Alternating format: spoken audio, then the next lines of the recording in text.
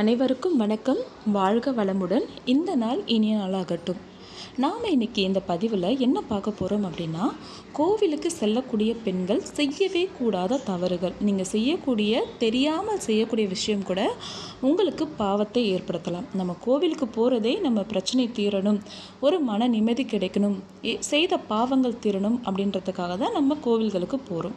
அங்கே போயும் நம்ம செய்யக்கூடிய சில தவறுகளால் நம்மளுடைய பிரச்சனைகள் மேலும் அதிகமாகலாம். அதை பற்றி தான் நம்ம இந்த வீடியோவில் தெளிவாக பார்க்க போகிறோம். மேலும் உங்களுக்கு இந்த மாதிரியான நிறைய ஆன்மீக தகவலை தெரிஞ்சுக்க நம்ம ஆன்மீக சுடரொளி யூடியூப் சேனலை சப்ஸ்கிரைப் பண்ணி வச்சுக்கோங்க. இப்போ நம்ம பதிவை பார்த்துடலாம். பெண்கள் எப்போவுமே தலைவிரி கோலமாக இருக்கக்கூடாது. வீட்டிலேயே தலைவிரி கோலமாக இருக்கக்கூடாது அப்படின்னா கோவிலில் எப்படி இருக்கணும் நம்ம யோசிக்கணும்.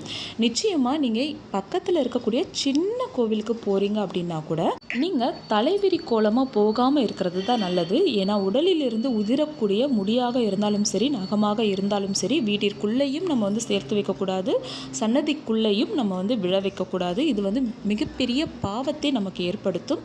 அதனால் இந்த விஷயத்தில் கவனமாக இருந்துக்கோங்க. அடுத்தது, கோவிலுக்கு போகும்பொழுது வெறும் கையோடு போகிறத தவிர்த்துட்டு நீங்கள் ஒரு மலர்களையாவது கடவுளுக்கு சமர்ப்பிப்பதற்காக நீங்கள் வாங்கிட்டு போகலாம். நம்ம வீட்டுக்கு வரக்கூடிய விருந்தாளிகள் கூட சும்மா வர்றதில்லை இல்லையா? அப்படி இருக்கும்பொழுது நம்ம தெய்வத்தை பார்க்க போகும்பொழுது நம்ம வெறும் கையோடு போகாமல் தெய்வத்திற்கு சமர்ப்பிப்பதற்கு மலர்களையாவது நம்ம அர்ப்பணிக்கலாம். அடுத்தது, நீங்கள் தானம் தர்மம் பண்ண போகிறீங்க அப்படின்னா கோவில் உள்ளே போகும் பொழுதே தானத்தை தர்மத்தை நீங்கள் செய்துட்டு உள்ளே போயிடுங்க. வெளியே வரும்பொழுது தான தர்மம் செய்யவே கூடாது. இதை நல்லா மனதில் வச்சுக்கோங்க. கோவிலுக்குள்ளே போகும் பொழுதே யாருக்காவது நீங்கள் தானம் கொடுக்க நினைக்கிறீங்க அப்படின்னா கொடுத்துட்டு அதுக்கப்புறமா சன்னதிக்கு போங்க. சன்னதியை விட்டு வெளியே வரும்பொழுது தான தர்மங்கள் செய்யக்கூடாது. முடிந்த அளவுக்கு சுமங்கலி பெண்கள் கோவிலுக்கு போகும் பொழுது மங்களகரமான நிறங்களில் உடை அணிந்துட்டு போகிறது ரொம்ப ரொம்ப நல்லது. பச்சை, மஞ்சள், சிவப்பு மாதிரியான உடைகள் அணிகிறது ரொம்ப ரொம்ப சிறப்பு. நம்ம சேலை கட்டிக்கிட்டு நம்ம கோவிலுக்கு போகிறோம் அப்படின்னா நம்மளுடைய முந்தைய நம்ம கீழே விடக்கூடாது. நம்ம முந்தைய கைகளால் பிடிச்சிட்டு தான் நம்ம போகணும். அதே போல் மற்றவர்களை பற்றி புறம் கூறுவதற்கு கோவில் சிறந்த இடம் கிடையாது. இது எப்போவுமே மனதில் வச்சுக்கோங்க. அடுத்தது, மலர் சூடி கோவில் போகிறத ஒரு வழக்கமாக வச்சுக்கோங்க.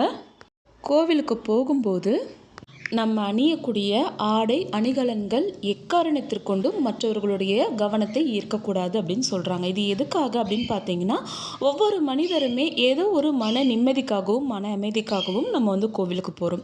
அதையும் தாண்டி நம்மளுடைய கர்ம வினைகள் தீரணும் அப்படின்றதுக்காக கோவிலுக்கு போகிறோம். அந்த இடத்துல தெய்வத்தை மனமுருகி வேண்டி தெய்வத்தினுடைய சிந்தனையில் மனம் திளைக்கும் நேரத்தில் வேறு யாராவது நமக்கு சிந்தனையை கலைக்கிறாங்க, அவங்களுக்கு கவன சிதைவு ஏற்படுது. அதுவும் நம்ம பயன்படுத்தி இருக்கக்கூடிய ஆடை அணிகலன்களால் அவங்களுடைய கவனம் சிதறுது அப்படின்னாலும் அதுவும் பாவத்தில் சேரும் அப்படின்னு சொல்லியிருக்கிறாங்க. அதனால் கோவிலுக்கு எப்போவுமே போகும்போது எளிமையான உடைகள் அணிந்து எளிமையான அலங்காரத்தோடு கோவிலுக்கு செல்வது சிறந்தது. அதே போல் கோவிலில் நம்ம பிரார்த்தனை செய்யும் பொழுது அல்லது நமக்கு அர்ச்சனை செய்யும் பொழுது சடனாக பக்கத்தில் குழந்தைகள் அழற சத்தம் கேட்குது அப்படின்னா இதுக்காகலாம் நீங்கள் கவலைப்படணும்னு அவசியம் இல்லை. இது உண்மையிலேயே ரொம்ப நல்ல சகுனம்.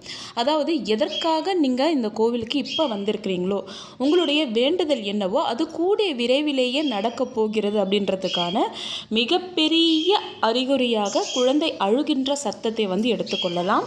அடுத்த முறை கோவிலுக்கு போகும்பொழுது இந்த விஷயங்களெல்லாம் கவனத்தில் வச்சுருக்கலாம். இந்த மாதிரி இன்னும் நிறைய பதிவுகளை தெரிஞ்சுக்க நம்ம சேனலை சப்ஸ்கிரைப் பண்ணிக்கோங்க. இது போன்ற ஒரு பொன்னான நாளில் நீங்கள் நினைக்கக்கூடிய எல்லா நல்ல காரியங்களும் கூடிய விரைவிலேயே நடக்கணும்னு சொல்லிட்டு நானும் மனதார வாழ்த்துறேன். அடுத்த ஒரு நல்ல பதிவோடு சந்திக்கலாம் நண்பர்களே. நன்றி.